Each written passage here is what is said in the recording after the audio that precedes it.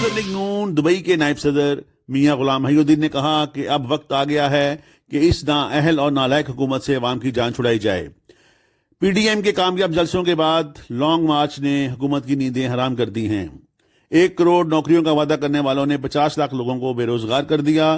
ملک میں مہنگائی 200% تک بڑھ چکی ہے۔ انہوں نے کہا کہ مسلم لیگ نون متحدہ عرب امارات میں وحدت کی علامت ہے۔ اختلافات ہر پارٹی کا حصہ ہیں، ہم سب ایک ہیں۔ مزید انہوں نے کیا کہا، آئیے دیکھتے ہیں۔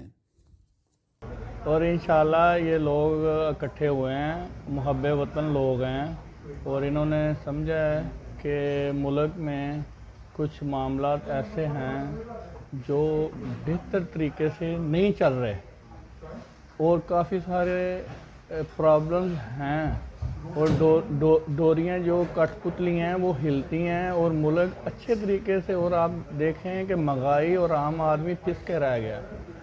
تو اس کے لیے ملک کے لیے یہ اکٹھے ہوئے ہیں، بڑی خوش آئند بات ہے، چلی نہیں جائیں گی۔ یہ جو انہوں نے مجھے یہ بتائیے کہ ایک وعدہ بھی اپنا پورا کیا ہو تو ہم سمجھتے ہیں کہ یہ چیزیں انہوں نے کی ہیں، ایک بھی چیز ڈلیور نہیں کی، بلکہ ملک کو خرابی کی طرف لے کے گئے ہیں۔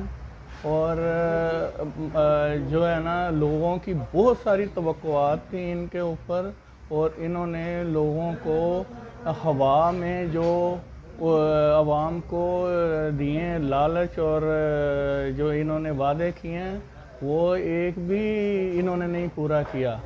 اور ان کو چاہیے کہ یہ گورنمنٹ ان سے نہیں چل رہی حقیقت میں، اور آپ ریالٹی میں جا کے کتے چھوڑ کے ریالٹی میں جا کے آپ عوام میں چیک کریں کہ کتنی پرابلم اور تکلیف میں لوگ ہیں۔ ہے تو ایک ہی، اختلافات ہوتے ہیں آپس میں، دڑوں والی کوئی بات نہیں۔ انشاءاللہ آج نہیں تو کل ہم سب لوگ کٹھے بیٹھیں گے۔